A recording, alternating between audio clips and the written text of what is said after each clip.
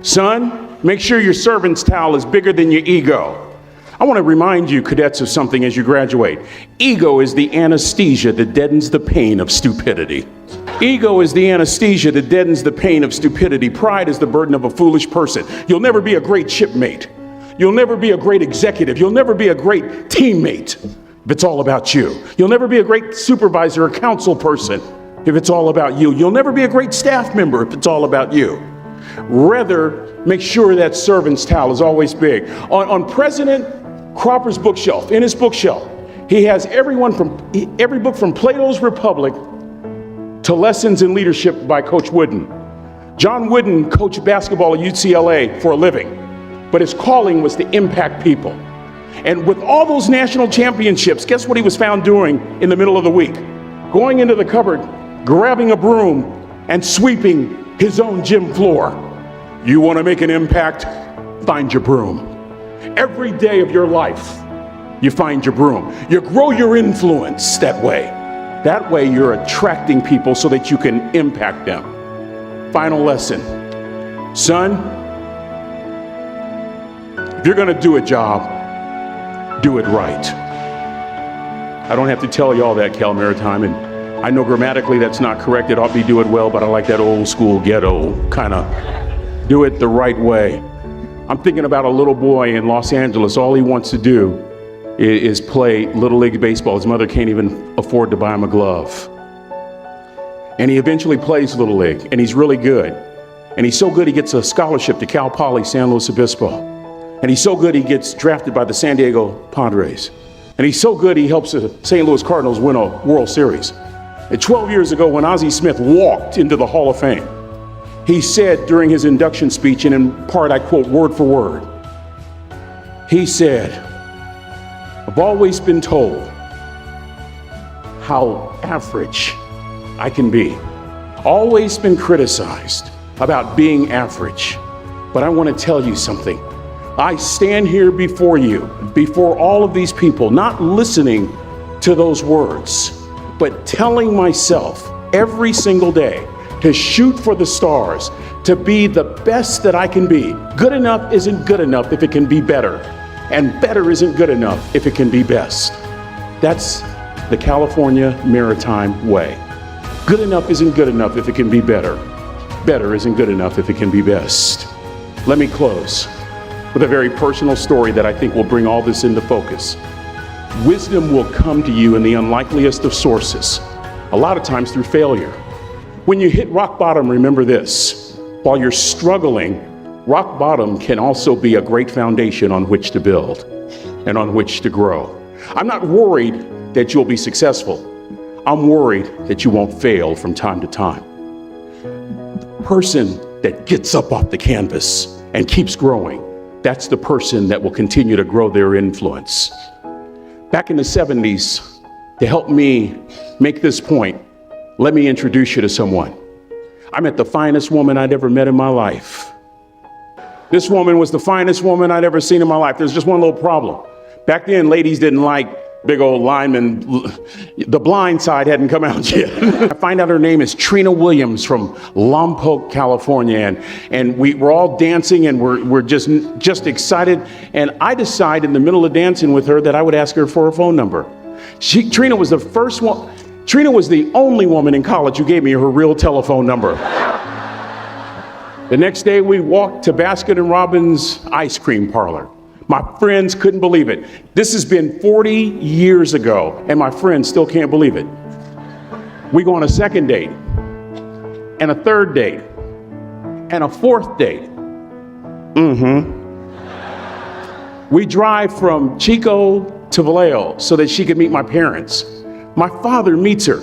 My daddy, my hero, he meets her, pulls me to the side and says, "Is she psycho?" But anyway, we go together for a year, 2 years, 3 years, 4 years. By now, Trina's a senior in college. So now it's time to propose. So I talk to her girlfriends, and it's California. It's in the 70s, so it has to be outside. Have to have a candle, and you have to have, some chocolate. And listen, I'm from the hood. I had a bottle of Boone's Farm wine. That's what I had. She said yes. We get married. We have a few children. Our lives are great. One day, Trina finds a lump in her left breast. Breast cancer.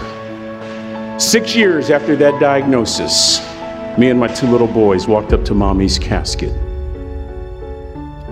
And for 2 years, my heart didn't beat. If it wasn't for my faith in God, I wouldn't be standing here today. If it wasn't for those 2 little boys, there would have been no reason for which to go on.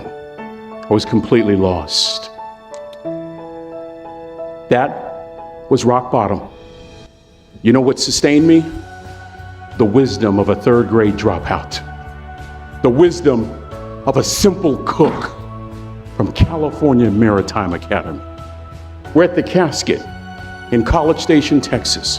I'd never seen my dad cry.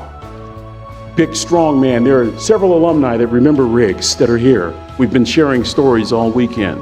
But this time I saw my dad cry. That was his daughter. Trina was his daughter, not his daughter-in-law. And I'm right behind my father, about to see her for the last time on this earth. And my father shared 3 words with me that changed my life right there at the casket. It would be the last lesson he would ever teach me.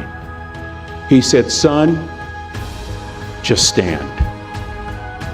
President Cropper, Captain Bolton, Rear Admiral DeQuatro, I don't think there's anything more profound that I can share with these cadets than these words. You keep standing. You keep standing, no matter how rough the sea, you keep standing. And I'm not talking about just water. You keep standing. No matter what, you don't give up.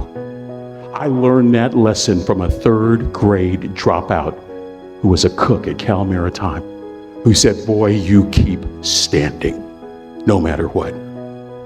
I stood, and a miracle took place. A couple of years later, my heart started to beat again. I'm talking in a group about like this when all of a sudden I spot, first thing Janet did after we got married was she adopted those little boys, fulfilling Trina's last wish that her babies not go through life without a mommy. Let me take you back to 2 days before Trina died. No hair because of chemotherapy, cadets. A tummy pooched out because of a liver no longer working. She weighed about 75 pounds. I'm in the kitchen so I can keep an eye on her in the family room. She's surrounded by pillows. Our then youngest son, Andrew, walks up with a shirt that he wants Mommy to fold. And this is what I hear from Trina. "Andrew, Mama, not always gonna be there to help you." She was saying goodbye. And I was so moved, I waited for Andrew to leave and I walked over and I sat next to her on the couch. And as clearly as I'm talking to you today, these were some of her last words to me. She looked me in the eye and she said, "It doesn't matter to me any longer how long I live. What matters to me most is how I live." Cadets, I've come here with honor, with bells on, to ask y'all one question. A question that I was asked all my life by a 3rd grade dropout. How you living? How you living? Every day ask yourself that question, how you living? Here's what a cook in the dining center would suggest you to live this way.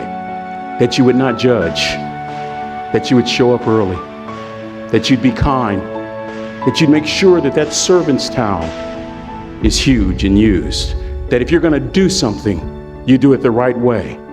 That cook would tell you this, that it's never wrong to do the right thing, that how you do anything is how you do everything. And in that way, you will grow your influence to make an impact.